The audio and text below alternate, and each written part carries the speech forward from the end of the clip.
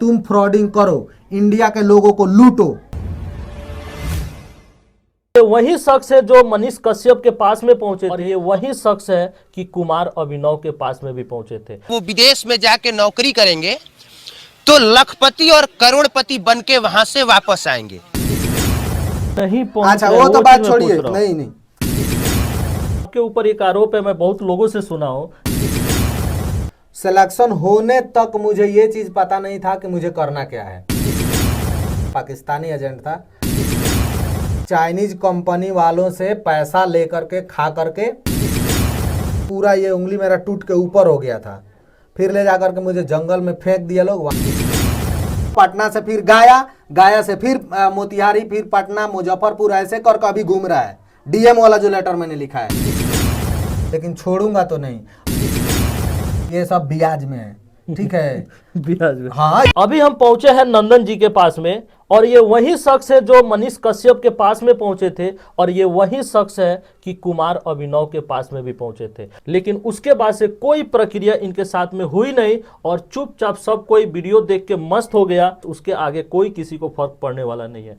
ये भी अपने लाइफ में, स्टूडेंट लाइफ में जी रहे थे और अपनी 12th फाइनल पढ़ाई करने के बाद में अच्छा खासा ये इनकम कर रहे थे। इनके पास इतना सारा स्किल्स भी है, फिर इन्होंने विदेश क्यों गए, ये सवाल मैं इनसे पूछना चाहता हूं। और ये विदेश की घटना है जो अभी तक इनका हाथ फ्रैक्चर हुआ है। आपका प्रॉपर एड्रेस कहाँ है रहने का? बेहरा थाना सिकटा, जिला पश्चिमी चंपारण, बिहार। विदेश जाने से पहले आप क्या करते थे? विदेश जाने से पहले मेरे पास टेंट हाउस था, वो चलाते थे और यहाँ पे एक दुकान रखे थे जहाँ पे ऑनलाइन वगैरह काम करते। आपका क्वालिफिकेशन कहाँ तक है? हम IAC किए, उसके बाद में इंग्लिश ऑनर्स से ग्रेजुएशन के लिए एडमिशन करवाया RLSY कॉलेज में, और उसके बाद में मैं पढ़ाई छोड़ दिया। फर्स्ट ईयर पढ़ने के बाद में मैं क्यों छोड़ दिया आपने पढ़ाई?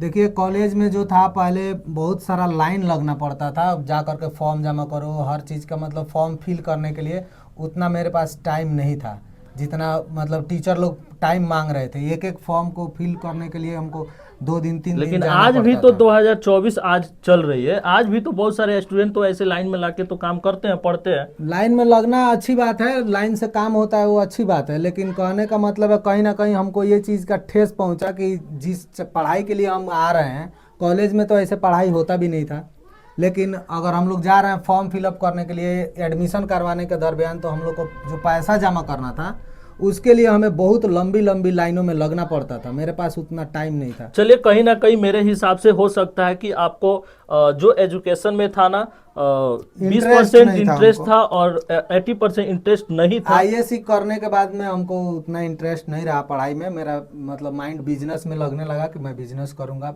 क्योंकि नौकरी बहुत के लिए, अच्छी बात है।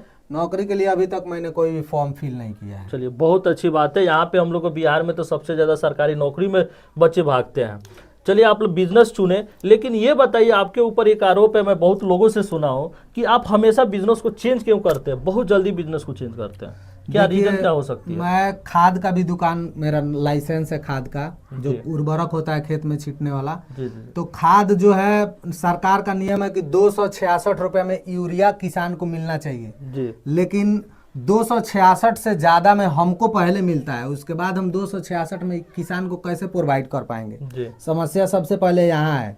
इसलिए हम बिजनेस बार बार अपना चेंज करते रहे। सिर्फ खाद का दुकान चलाने से मेरा रोजी रोटी नहीं चलेगा, मेरे घर से ही पैसा चला तो जाएगा। फिर क्या सोच के फिर यहाँ से आप निकल गए विदेश? मान लीजिए यहाँ पे इनकम नहीं होता होगा, कहीं ना कहीं मैं विदेश जाता हूँ तो वहाँ से कुछ ना कुछ अपने परिवार के लिए जो मैं कर रहा हूँ, इससे मेरा खर्चा निकल नहीं रहा है, तो हो सकता है इससे मेरा बेटर होगा। फिर कैसे फिर आपको सोचा है कि विदेश जाने के लिए? देखिए, हम कंप्यूटर के मैंने पढ़ाई किया था, ADCA कोर्स किया था मैंने। जी जी। उसके बाद मैं बात किया, अपने एक एजेंट हैं दिल्ली में, उनसे बात किया कि मुझे विदेश जाना है, अगर कोई मुझे इलेक्ट्रीशियन का काम भी आता है, तो मैं उनको सबसे पहले इलेक्ट्रीशियन के काम के लिए अपना CV दिया था। जी। फिर उन्होंने कहा कि कंबोडिया में चले जाओ, कंप्यूटर की तुम्हें नॉलेज है, वहाँ पे कंप्यूटर ऑपरेटर का $800 सैलरी है। $800 तकरीबन मतलब मान के चलिए कि 64-65 हज़ार रुपये के करीब में सैलरी हो गया। मैं सोचा कि यहाँ पे जो काम है वो सीजनरी काम है, टेंट हाउस का काम हो गया या फिर मेरा उर्वरक का काम हो गया, ये सब सीजनरी काम है। और फोटो कॉपी, फोटो बनाने वाला काम गांव में दुकान है तो उतना चलता नहीं है। इसकी वजह से मैं सोचा कि वहाँ पे जाऊँगा तो अच्छा से अच्छा पैसा हर महीना मेरे घर पे आता रहेगा, जिससे कि मेरे मतलब फैमिली में हर आदमी खुशहाल रहेगा। ये सोच करके मैं यहाँ से गया। तो वो भेजे हमको कंबोडिया। कंबोडिया भेजने के बाद में वहाँ जब मैं गया तो वहाँ हम लोगों से फ्रॉडिंग का काम करवाया जा रहा था। जब आपके साथ में और सब भी लोग गए थे क्या? हाँ, मेरे साथ में तकरीबन 10 आदमी हम लोग एक गाड़ी में गए थे। वहाँ से यहाँ से गए वियतनाम, कोलकाता से वियतनाम, वियतनाम से कंबोडिया बाई रोड हम लोगों को लेके जाया गया। तो वहाँ पे हमारे साथ 10 आदमी मिले, तो 10 इंडियन ही थे, बिहार के ही ज़्यादातर उसमें लोग थे। जब वहाँ पे हम लोग गए तो हमारा जो है सिलेक्शन हुआ टाइपिंग स्पीड के नाम पे, कि आपका टाइपिंग स्पीड मतलब कितना ये है। एक्सपीरियंस तो पहले से आपका था कि इधर आप कंप्यूटर्स हाँ। में काम करते थे? 25-30 का स्पीड मेरा आता था, 25-30 के बीच में आ जाता था। इसके बाद मैं वहाँ इंटरव्यू दिया, उसके बाद मेरा सिलेक्शन हो गया। सिलेक्शन होने तक मुझे ये चीज़ पता नहीं था कि मुझे करना क्या है। मुझे सिर्फ यही बताया गया था कि डेटा ऑपरेटर का आपको काम करना है। तो मतलब डेटा, आपका जो सीवी पहले मिला था हाँ, विदेश जाने के लिए, उस सीवी में लिखा हुआ था डेटा ऑपरेटर का काम। जी, आगे ठीक है। क्या हुआ? उसके बाद हम वहाँ पे गए, उसके बाद हमारा सिलेक्शन हो गया और कंपनी में हम लोग 7-8 दिन रहे। उसके बाद हमारा ट्रेनिंग स्टार्ट हुआ। ट्रेनिंग स्टार्ट होने के बाद हमें ये चीज़ स्क्रिप्ट मिला कि आप लोग को काम करना क्या है। थोड़ा संक्षेप में थोड़ा सा चलिए। इंग्लिश में हमारा मतलब स्क्रिप्ट था, I will be find the customer in Facebook advertisement and I will the talk to customer, chat with customer. मतलब बातचीत करने के ऐसे लिए बात करना था कस्टमर लोगों से और कहना था कि आपके बच्चे का भविष्य हम सुनहरा बना देंगे। इस तरह से फ़ोन भी बहुत सारा आता है। हम लोग वहाँ पे थे कंबोडिया में, लेकिन हमारा लोकेशन मुंबई का दिखा रहा था। जब हम उन लोग का सर्वर का कुछ लोचा था। VPN लगा करके वो लोग सर्वर हम लोग को देते थे। उसके बाद में हम अपने एजेंट को बोले कि ये काम हम नहीं करेंगे। बीच में तो बहुत सारा कहानी हुआ, लेकिन वो कहानी मैं नहीं बता रहा हूँ। और 3 महीना 3.5 महीना के बाद हम एजेंट को मतलब शुरू से ही बोल रहे थे कि हमको यहाँ से आप निकालिए, क्योंकि ये काम जो है मैं नहीं करूँगा। मैं लोगों का मदद करने वाला आदमी हूँ, लोगों को बर्बाद करने वाला और लोगों की छीना छोरी करने वाला काम हमसे नहीं होगा। फिर वो एजेंट, वहाँ के एजेंट जो था, वहाँ के एजेंट मेडी से बात किए, पाकिस्तानी एजेंट था। तो वो बोला कि ठीक है, मैं बात करता हूँ और पुलिस से बात करके इन लोगों को निकलवाता हूँ। क्योंकि जब ये लोग हम लोग को कंपनी में देते हैं तो $2,000 से $3,000 पर हेड इन लोगों को मिलता है। ये मेडी है, देख रहे हैं जो फोटो, अच्छा, ये मेडी है पाकिस्तानी। अच्छा, ये हमको कंपनी में जहाँ पे दिया था वहाँ से इसको मतलब मेरे पीछे तकरीबन 2.5 से 3 लाख रुपया एक आदमी के पीछे मिला था। इसको मिला था काम कराने के लिए, यानी कि हम लोग को बेच दिया गया था उस कंपनी में। फिर जब वहाँ से वो बोला निकालने के लिए, तो या तो कंपनी वाला को ये पैसा देता तब कंपनी वाला हम लोग को छोड़ता, और नहीं तो आदमी के बदले एक आदमी देता तब एक आदमी को छोड़ता। लेकिन ये दोनों में से कुछ नहीं करना चाहा। ये कंपनी वाला से बात नहीं किया, डायरेक्ट पुलिस से बात किया। पुलिस से बात करने के बाद में बोला कि हम सेटिंग कर लिए, तुम सभी को निकाल लिया जाएगा वहाँ से। वहाँ पे हम लोग 16 आदमी थे, एक पाकिस्तानी था और 15 इंडियन थे, जिसमें मैं भी था। और वहाँ की जो पुलिस थी, चाइनीज कंपनी वालों से पैसा लेकर के खा करके और उन लोगों को सारा इन्फॉर्मेशन दे दिया कि इंडियन लोग जो है आप लोग के कंपनी से निकलना चाह रहे हैं, ऐसा ऐसा बात है, पुलिस को ये लोग इन्फॉर्म कर रहे हैं। अब कंपनी वाला हम लोग को ऊपर लेके गया और वहाँ से बारी बारी सबको निकालने लगा। और निकाला तो पासपोर्ट दे करके और सही सलामत गेट तक निकाल करके हम लोग का फ़ोटो पीछे से खींच लिया। और जैसे ही हम गेट से बाहर निकले, हमारा किडनैप कर लिया गया। एक गाड़ी में 4 लोगों के द्वारा, चाइनीज लोगों के द्वारा मेरा किडनैप हो गया। और गाड़ी में लगातार वो लोग मारते हुए लेकर के गए, जिसके वजह से ये सब फ्रैक्चर हुआ। हाँ, रॉड रखे थे लोग, हाँ, वो उससे वीडियो में मार देखा रहे था। थे। पूरा ये समझिए कि पूरा ये उंगली मेरा टूट के ऊपर हो गया था। फिर ले जाकर के मुझे जंगल में फेंक दिया लोग। वहाँ पे एक पोखरा था, पोखरा में मैं जाके बाद में पानी पिया, वहाँ से उठा और बैग उठा करके 2.5-3 किलोमीटर दूरी पर गया। तो रात का टाइम था, 9-10 बजे का, बर्फ़ एक बढ़ रहा था। वहाँ पे गया मैं, तो वहाँ के स्थानीय लोगों से मैंने मदद मांगा और मोबाइल में उन लोगों से मोबाइल मांग करके, मेरा मोबाइल भी वो लोग छीन कर लेकर चले गए थे। सिर्फ मेरा बैग वहाँ पे फेंका था, बैग में पासपोर्ट और कपड़ा उपड़ा मेरा। किसी तरह आप किसी के कांटेक्ट में आए और अपने घर वाले को फोन किए, अपने भैया और को किसी तरह वहाँ से आप यहाँ पे चले आए? किसी तरह नहीं, एजेंट ही हमको मतलब वहाँ से आने में जो भी मतलब यहाँ का इंडिया का जो एजेंट था वो हेल्प किया और आपको बुला वहाँ लिया। के एजेंट जो थे वो लोग मिलकर, क्या नाम था इंडिया का जो एजेंट था? उनका नाम MD सिकंदर है, जो ऑफिस चलाते हैं। कहाँ पे? दिल्ली में उनका ऑफिस है। तो आज भी तो बहुत सारे स्टूडेंट को भेजते होंगे हुए, शायद भेजते होंगे। और आप लेटर भी लिखे हैं। हाँ, तो लेटर ये लिखा है। बताइए कि इतना दिन हो गया, ये मनीष कश्यप का वीडियो भी अपलोड हुआ था, लमसम या 15 या 20 दिन तो हो ही गया होगा। उसके 6-7 बाद लाख से लोग देखा है 6-7 लाख लोग भी देख चुका है इस वीडियो को, लेकिन किसी का एक्शन नहीं है। पास से आप तो जानते होंगे अपने बारे में, उसके बाद से कोई प्रक्रिया हुआ? देखिए, मैं लेटर लिखा था तो उसमें देख सकते हैं आप 16 जीबी का पेन ड्राइव मैं सबको भेजा था। एक लेटर लिखा था विदेश कुछ मंत्री भी रिस्पॉन्स मिला कि नहीं कुछ मिला? नहीं रिस्पांस मिला है मुझे। विदेश मंत्रालय वाला जो लेटर है मेरा, ये देख सकते हैं विदेश मंत्री को जो मैं लेटर लिखा था, इसमें पेन ड्राइव भी है। फिर से ये रिटर्न मेरा आ गया। रिटर्न लेटर आ गया। डीएम वाला जो लेटर है, मैं एक वीडियो भी अपने पेज पे डाला था। डीएम वाला लेटर मेरा 4 तारीख से अभी तक घुमाया जा रहा है। पता है कहाँ कहाँ गया है मेरा लेटर? यहाँ से मैं बेतिया के लिए भेजा था सिकटा से, लेकिन वो गया सिकटा से गया मोतिहारी, मोतिहारी से गया बेतिया, बेतिया से गया सुगौली, मोतिहारी, मोतिहारी से मुजफ्फरपुर, मुजफ्फरपुर से कटिहार, कटिहार से सारण, सारण से पटना, पटना से फिर गया, गया से फिर मोतिहारी, फिर पटना, मुजफ्फरपुर, ऐसे करके अभी घूम रहा है। डीएम वाला जो लेटर मैंने लिखा है। तो आपके हिसाब से क्या लग रहा है, इसके पीछे क्या लोचा लग रहा और है? एक सीएम नीतीश कुमार जी को 4 तारीख के डेट में ही लेटर भेजा। सभी लेटर मैं 4 तारीख के डेट में ही डिस्पैच किया हूँ यहाँ से। लेकिन जो है मेरा 2 लेटर, यानी एक लेटर तो ये है डॉक्टर एस जयशंकर विदेश मंत्री, और अपने देश का ये सबसे बड़ा दुर्भाग्य है कि यहाँ पे युवा जो है मर रहे हैं, चिल्ला रहे हैं, लेकिन सुनने वाला कोई नहीं है। कोई भी नेता है, मंत्री है, विधायक है, सांसद है, कोई भी है। आप हम लोग के एरिया में एक विधायक है वीरेंद्र गुप्ता को भी उनके पास बोले उनको मैं लेटर भेजा हूँ, ठीक है। वीरेंद्र गुप्ता जी को भी मैं लेटर भेज चुका हूँ। उनको तो आप पर्सनली रूप से जानते हैं? पर्सनली रूप से जानते हैं, लेकिन लिखित रूप में मैंने लेटर भी उनको भेजा व्हाट्सएप पे। तो एक दिन वो उद्घाटन करने के लिए आए थे, शायद कहीं पे आए थे उद्घाटन करने, रोड का उद्घाटन कर रहे थे, तो वहां पे हमको बुलाया गया। मतलब किसी से पता चला हमको कि वहां पे आपको बुला रहे हैं, चलिए बात करना है। वहां पे उनको आना चाहिए, मेरे घर पे आना चाहिए था और बोलना चाहिए था कि भाई तुम्हारे साथ क्या हो गया, बेटा तुम्हारे साथ क्या हो गया, तुम विदेश चले गए थे, तुम्हारे साथ ऐसा ऐसा घटना हम सुने हैं, तुम लेटर भेजे हो। हमको आकर के अपने बाहों में उनको भरना चाहिए था, लेकिन ऐसा उन्होंने कुछ नहीं किया। जिस नंबर से हमको बात हुआ था कुछ दिन पहले, उस नंबर पे सांसद सुनील कुमार को भी हम लेटर सेंड किए, लेकिन वहां से भी हमको कोई रिस्पॉन्स नहीं मिला।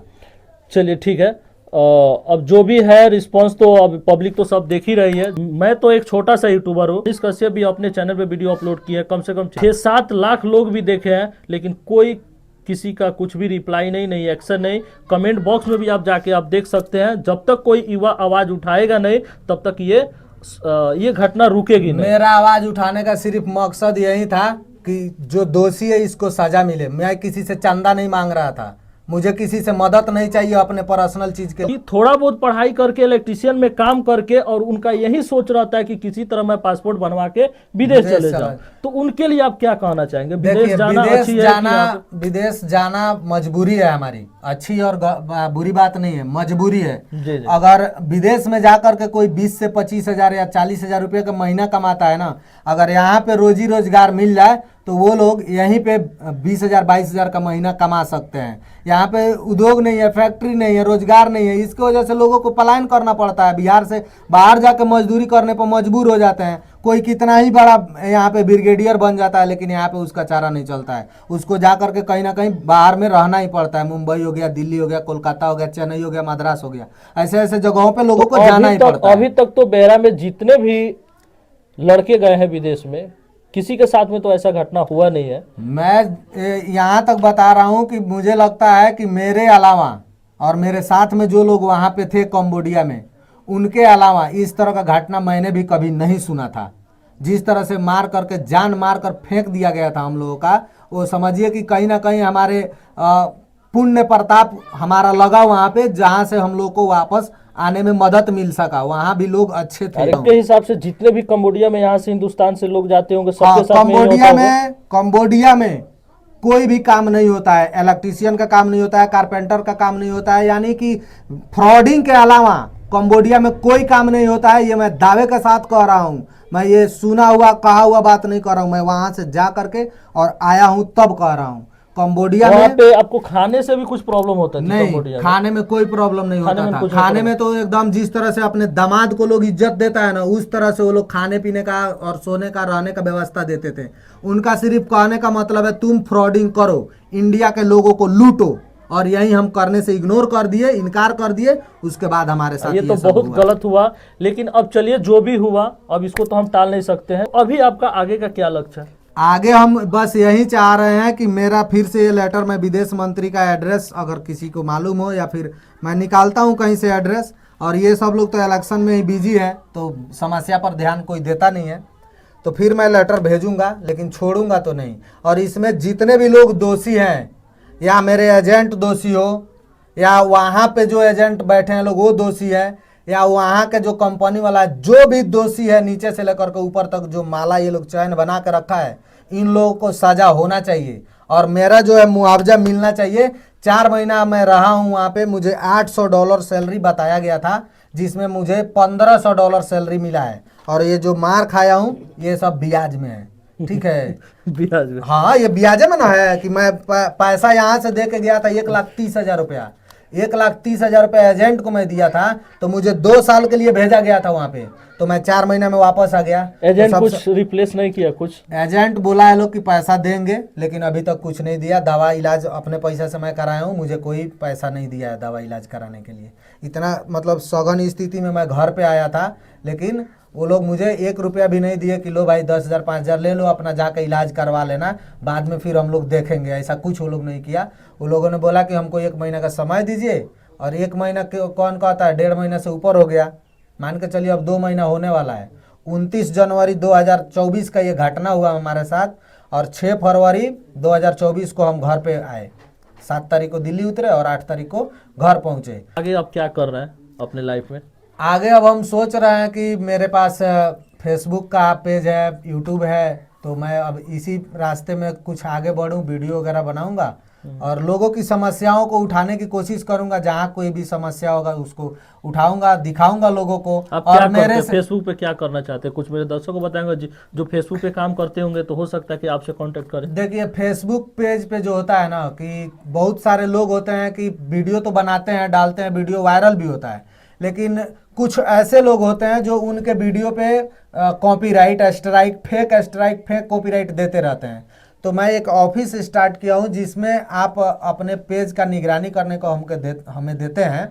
तो मैं आपके पेज का देख रेख करूंगा, और आपके पेज पर फेक स्ट्राइक, फेक कॉपीराइट आने से बचाऊंगा। आपके कंटेंट को किस तरह से वायरल करना है, ये सब चीज़ों की जानकारी है मुझे। तो यही सब मैं काम अब स्टार्ट किया हूं, और मुझे विदेश या फिर कहीं नहीं जाना है। यहाँ पे भी मेहनत कीजिएगा, तो यहाँ पे भी बहुत कुछ है। और जो भी मेरे दर्शक देख रहे हैं, तो अगर आप फेसबुक पे मेहनत करते हैं या नहीं भी करते, अगर स्टूडेंट भी है, तो थोड़ा बहुत सतर्क रहिए आप लोग। थोड़ा सा अपने आप को चेंज कीजिए, समय के साथ अपडेट कीजिए।